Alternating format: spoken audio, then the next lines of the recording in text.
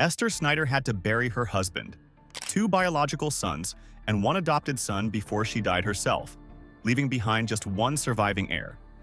That sole survivor was her 24-year-old granddaughter Lindsay, who suddenly owned a $7 billion burger empire built on fresh beef and family tragedy.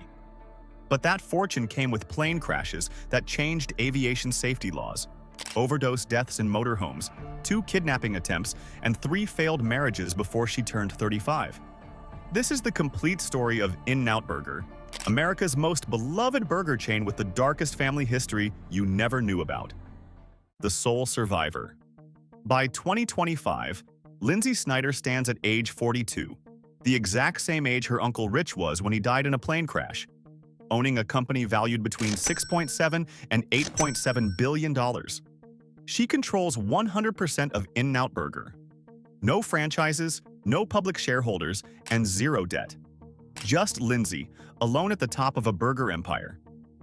But this concentration of ownership exists because everyone else died. Let's run through the death count real quick because it's genuinely staggering. Heir Snyder, the founder who started everything, died of lung cancer in 1976 at age 63, despite quitting smoking years earlier.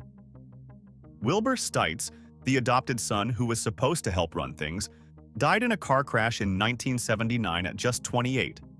Richard Snyder, the youngest biological son who spent 17 years building the entire operational infrastructure that made In-N-Out scalable, died in a plane crash in 1993 at age 41. Guy Snyder, the eldest biological son who inherited the CEO role after Rich died, lasted 6 years before dying of an accidental hydrocodone overdose in 1999 at age 48, found in a motorhome parked in a warehouse. And Esther Snyder, the matriarch who somehow held everything together through all this catastrophe, finally died herself in 2006 at age 86. Think about what Esther lived through for a second. She buried her husband and then watched all 3 of her sons die before she died. She raised her granddaughter Lindsay essentially as an orphan because Lindsay's dad was spiraling into addiction and eventually overdosed. This wasn't a normal business succession story where the founder retires and passes the torch ceremonially. It was a family survival story where the matriarch white-knuckled the company through death after death while everyone around her kept disappearing. When Guy died in 1999, Lindsay was just 17, still in high school dealing with typical teenage problems plus the minor detail of her father dying from an overdose. When Esther died 7 years later, Lindsay was 24, barely old enough to legally buy alcohol in California. And suddenly, she was the sole owner of a multi-billion-dollar empire built on burgers, secret menu hacks, and a level of family tragedy most people couldn't handle without completely breaking. In-N-Out currently operates 418 locations across 9 states, pulling in $2.355 billion in system-wide revenue as of 2024. The average store does approximately $5.8 million in sales annually, which is the highest per-unit performance of any burger chain in America. For context, that's roughly double what the average McDonald's location generates, despite McDonald's having way more locations and brand recognition globally. Lindsay owns every single share of that empire. And the whole thing started in a 10 by 10-foot hamburger stand run by a married couple who absolutely refused to compromise on anything. That stubbornness did build a fortune, but it also came with a body count that's hard to wrap your head around. The beginning. Heir and Esther. Heir Snyder was a Canadian-born former caterer and World War II Navy veteran. Esther Johnson was a Seattle Pacific University graduate with a degree in zoology who'd served as a surgical nurse in the waves. They met in September 1947 at a military-based restaurant in Seattle, and by all accounts, they were perfectly complementary opposites. Heir was the visionary innovator absolutely obsessed with fresh ingredients and operational efficiency. Esther was the meticulous operator who managed every single line of the company's handwritten bookkeeping from their home while simultaneously hand-forming meat patties and slicing potatoes in the kitchen. They married in 1948, the same year they opened California's first drive-through hamburger stand in a cramped 10 by 10-foot space at the corner of Francisquito Avenue and Garvey Avenue in Baldwin Park. Heir's big innovation, the two-way speaker box that allowed customers to order without leaving their cars, was absolutely revolutionary in the post-war fast food landscape, which still relied entirely on car hops running orders to parked vehicles. The original location sold an estimated 57 burgers on opening day, October 22, 1948, and around 2,000 in the first month. Not exactly explosive growth, but steady enough to prove the concept worked. The immediate success was rooted in Harry's absolute refusal to compromise on ingredient quality. He visited produce and meat markets before dawn each day, personally selecting everything. Esther's obsessive attention to operational detail and record-keeping ensured nothing was wasted. Every penny was tracked. The company's modern mythology, simplicity, quality, secrecy, resistance to franchising, controlled geographic growth, didn't originate as corporate philosophy developed by consultants. It originated as founder behavior, the way Harry and Esther naturally operated because they couldn't imagine doing it any other way. Harry explicitly rejected the franchising wave sweeping the burger industry in the 1950s and 60s. McDonald's was franchising everywhere, building thousands of locations, making the Kroc family wealthy beyond imagination. Harry watched and said no. He wanted control, not scale. Esther's bookkeeping was so comprehensive and her management so centralized that the company developed an almost cellular dependence on insider knowledge rather than scalable systems. This would become both a strength and a vulnerability as the company grew. They had two biological sons, Guy, born in the early 1950s, and Richard, born in 1952. In the early 1960s, they took in a local orphan named Wilbur Stites as an adopted son. The family appeared positioned for generational continuity. 3 sons who could eventually take over and expand the growing chain. By 1976, the company had grown to 18 stores, all within Southern California, all personally overseen by the founders. There was no human resources department, no finance team, no advertising function beyond word of mouth. The executive team consisted entirely of Harry and Esther. Then Harry died of lung cancer at age 63, despite having quit smoking years earlier. The disease didn't care about his efforts to stop, and suddenly the company needed new leadership immediately. Rich builds the machine. Rich Snyder, the younger biological son, became president at age 24 in 1976. Most 24-year-olds are figuring out their first real jobs. Rich inherited a burger chain and immediately understood something critical. His parents' model wouldn't scale beyond 18 locations. This forced early succession actually allowed for a younger, more energetic second-generation leader to shape long-term systems without fighting his father's resistance to change.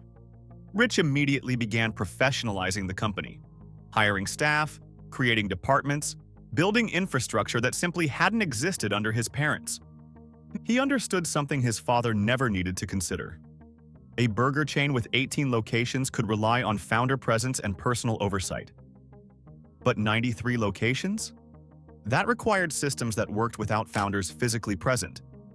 And Wilbur, the adopted son who might have helped build those systems alongside Rich, died in an automobile crash in 1979. Just like that, another potential successor was gone.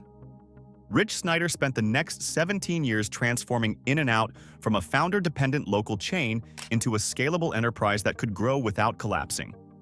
He created internal departments, human resources, finance, a small advertising team that had never existed under Harry. He hired executives who stayed and grew with the company for decades, building a deep bench of leadership talent. Most notably, he promoted Mark Taylor, who'd begun as an hourly associate and eventually rose to become president and chief operating officer. That's the kind of internal development that creates institutional loyalty money can't buy. In 1984, Rich established In-N-Out University as a manager and leadership training program. He understood that if the family couldn't be physically everywhere, the culture had to be codified and teachable. The university trained managers not just in operations, but in the specific values of the Snyder family. This became the institutional memory carrier that would survive after Rich died. Rich also introduced Bible verses to packaging and internal communications in the early 1980s after becoming a born-again Christian. This transformed a family business into a mission-driven enterprise, binding employees and customers to a value system beyond just profit. Those tiny Bible verse references on cups and burger wrappers became part of In-N-Out's identity. He built in-house television for internal corporate communication, ensuring consistency across a growing chain separated by hundreds of miles. He institutionalized customer service protocols that are still practiced today exactly as he designed them. He expanded stores from 18 to 93 between 1976 and 1993, while maintaining those insane average unit volumes and quality standards. Rich's particular genius was understanding that In-N-Out could only grow as fast as it could train internal leaders who understood the culture. His dyslexia, diagnosed late in life, may have made written bureaucracy less natural for him, but it absolutely didn't prevent him from creating systems that worked without him personally overseeing everything. That's the definition of scalability. Building something that functions when you're not there. The plane crash. That changed everything. On December 15, 1993, Rich was returning to Newport Beach after opening store number 93 in Fresno. His Israeli Aircraft Industries West Wind 2 business jet was on final approach to runway 19 right at John Wayne Airport when it encountered wake turbulence generated by a United Airlines Boeing 757 flying ahead of it. The West Wind lost control, rolled into a steep descent, and crashed approximately 3.2 miles short of the runway. All 5 occupants died instantly. Rich Snyder, age 41. Philip West, Executive Vice President and Chief Operating Officer, age 37. Jack Sims, a third executive. Captain Stephen Barkin and co-pilot John McDaniel. Gone in seconds. Rich's death removed the engineer of scalability, the heir apparent who'd spent 17 years building management infrastructure, training systems, and the executive bench. The crash also exposed a critical gap in aviation safety regulations. The FAA had known since at least 1991 that the Boeing 757 generated unusual wake turbulence that was dangerous to smaller aircraft. Yet controllers weren't routinely warning planes approaching behind them. Shortly after Rich's death, the FAA issued a national directive instructing controllers to specifically warn aircraft approaching behind a Boeing 757. The tragedy of a burger chain executive became part of the evidentiary base for a nationwide aviation safety protocol that's saved lives since. But for the Snyder family, the loss was devastating beyond measure. Rich had been the systems builder, the long-term thinker, the one who'd prepared In-N-Out for sustainable growth. And now he was gone, leaving behind a company that worked brilliantly, but a family that was rapidly running out of heirs. Guy's tragic presidency. Guy Snyder became president in January 1994, just weeks after his younger brother's plane crashed. He was already struggling with opioid addiction stemming from a motorcycle accident years earlier, and suddenly he was running a multi-million-dollar company while battling demons he couldn't control. Unlike Rich, who'd spent 17 years systematically building infrastructure, Guy's leadership was less about transformation and more about executing Rich's existing blueprint while managing his own deteriorating health and addiction. Guy expanded In-N-Out from 93 to 140 stores between 1994 and 1999, a 50% increase in just 6 years. He moved the company beyond Southern California for the first time, establishing footholds in Nevada and approving Arizona locations that opened just months after his death.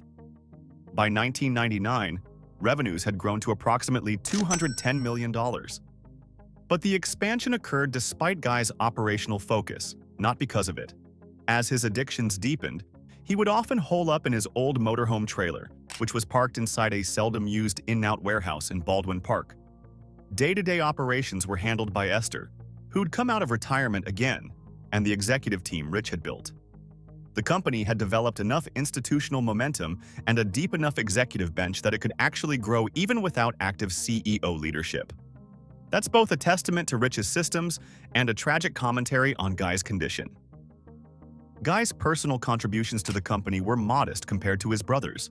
He was passionate about drag racing and owned a car nicknamed the Flying Dutchman, which inspired a now famous secret menu item: 2 patties and 2 slices of cheese, no bun.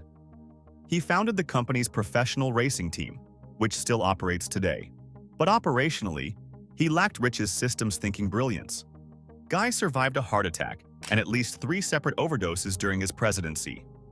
In 1995, he was arrested on Christmas Day for public intoxication and carrying a loaded firearm, a public humiliation that underscored his spiraling private crisis and the family's inability to get him help that actually worked. Guy Snyder died on December 3rd or 4th, 1999. The Los Angeles County coroner attributed his death to congestive heart failure as a result of an accidental overdose of prescription hydrocodone. At the time of his death, he was living in a motorhome parked outside a home in Lancaster, California, a stark contrast to the founder's carefully maintained public image and the billion-dollar empire he technically controlled.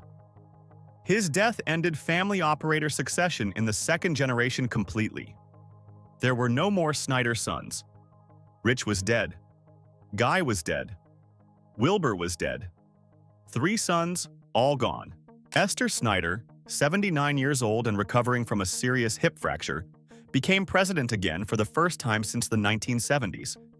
Lindsay was just 17, still in high school, suddenly the only living heir to everything. The company had to confront a question it had never faced. Could it actually run without a blood Snyder at the helm? Lindsay's apprenticeship, hunted while peeling potatoes. Lindsay's response to her father's death wasn't to retreat into grief or wait passively for her inheritance. At age 17, right after Guy died, she took a job peeling potatoes and slicing onions at a new In-N-Out in Redding, California, working as an hourly employee alongside people who had absolutely no idea she was part of the founding family. She was learning the business from the absolute bottom, not as an heiress posing for photo ops, but as an actual operator doing the grunt work every employee does. This wasn't a publicity stunt. She worked there incognito for months. What the public didn't know at the time was that Lindsay was also being actively hunted by kidnappers. In a rare interview years later, she revealed she'd been the target of at least 2 kidnapping attempts that fundamentally altered her approach to public visibility and security forever. The first attempt occurred when she was 17, shortly after her father's death, when she was probably the most vulnerable emotionally. The second kidnapping attempt happened when she was 24 and working as a manager at an In-N-Out in Baldwin Park. She was in her vehicle when she noticed a suspicious van with completely boarded-up windows following her around the property. Sensing immediate danger, she ran across the highway to escape whoever was inside. The company's refusal to grant frequent interviews, its tight control over executive access, and Lindsay's years of near-total anonymity weren't branding choices or playing hard to get with media. They were a security posture adopted by an heiress who'd literally been hunted by people who wanted to kidnap her for ransom. Meanwhile, the executives running the company during Lindsay's adolescence went to war with each other in ways that exposed deep philosophical divisions about In-N-Out's future. In December 2005, Richard Boyd, a vice president and board member, filed a lawsuit against the company. Boyd alleged that Lindsay and allied executives were engineering a coup to accelerate his removal as trustee and push the company into aggressive national expansion without Esther Snyder's consent. According to Boyd's lawsuit, Esther had told him directly that "the other executives only want me dead." That's a devastating quote, revealing the internal chaos consuming the company's leadership. In-N-Out countersued, accusing Boyd of fraud and embezzlement. The litigation revealed the trust structure governing succession and the massive philosophical debate over In-N-Out's future direction. Boyd believed the company should maintain its slow, quality-first growth model that had worked for decades. Others wanted aggressive national expansion to compete with McDonald's and Burger King. By July 2006, Boyd was removed from his trustee positions. Esther Snyder died less than a month later on August 4, 2006. Lindsay was 24 years old, still processing her father's death 7 years earlier, and now losing the grandmother who'd raised her and held everything together. She didn't immediately assume the presidency. That would wait until January 1st, 2010, when she was 27. The 4-year transition allowed her to complete her operational apprenticeship and address personal struggles of her own that mirrored her father's demons. Lindsay's demons and recovery. Unlike her father and uncle, who'd battled addiction in silence or semi-public scandal, Lindsay would later openly acknowledge her own battles with substance abuse and multiple divorces in the early 2000s. She was married and divorced 3 times before age 35. 3 marriages, 3 failures, all while inheriting and learning to run a multi-billion-dollar company. The pressure of being the sole surviving heir to a family empire built on tragedy clearly took its toll in ways she struggled to manage privately. The trust structure designed by the family in 1989 had staged Lindsay's inheritance specifically to protect both her and the company. She received 1/3 of shares at age 25, half the remaining shares at age 30, and full control at age 35. The founders understood the risk after watching Rich die at 41 and Guy at 48. They wanted to prevent outsiders from seizing the company if Lindsay died young too. A critical clause stated that if Lindsay died before reaching those trigger ages, shares would pass to Esther's extended family, not to Lindsay's husband or children. The founders had watched their sons die tragically young and built a system designed to survive the family that created it.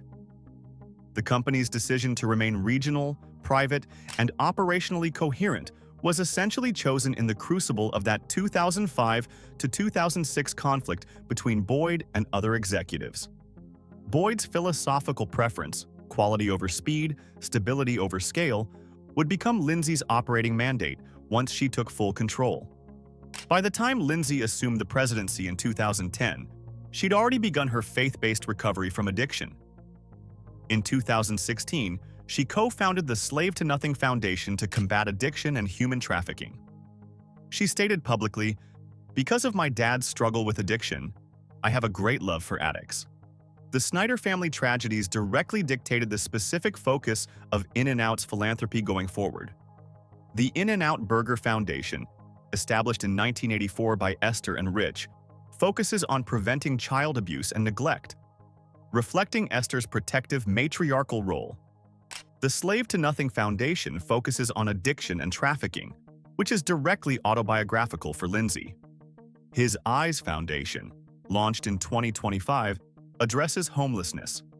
These aren't generic corporate philanthropy checking boxes for tax benefits.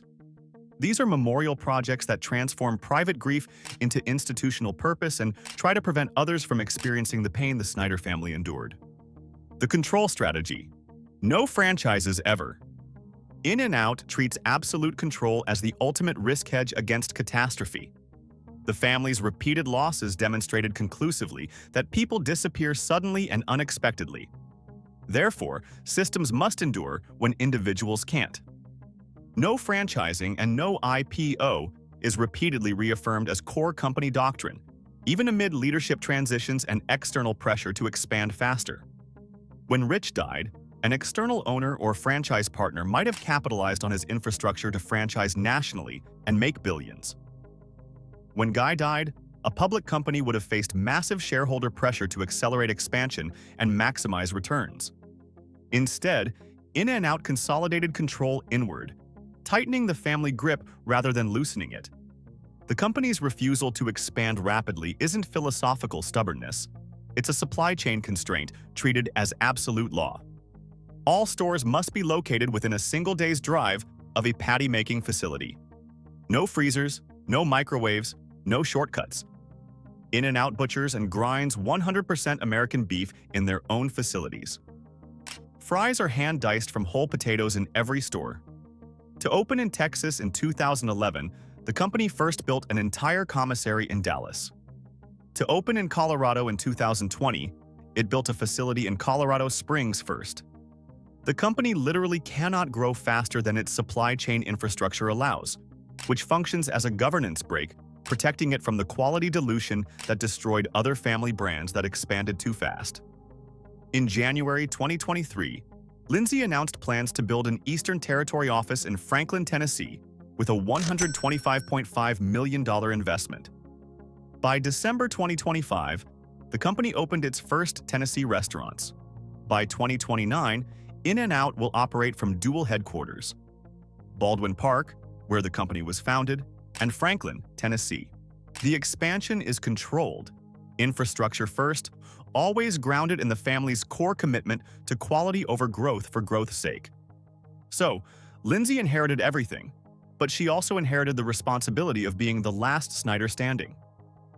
No pressure, right? Just run a $7 billion burger empire, resist constant pressure to franchise and go public, maintain quality standards your grandparents established 77 years ago. And try not to die young like everyone else in your family. The company Harry and Esther started in a 10 by 10 foot stand now generates $2.355 billion in annual revenue. The burgers are still made exactly the same way. The Bible verses are still on the cups. And the sole surviving heir is doing everything she can to make sure the empire her family built on tragedy doesn't collapse on her watch. And that's a wrap on how Lindsay Esther became the sole survivor with a $7 billion empire and so many tragedies.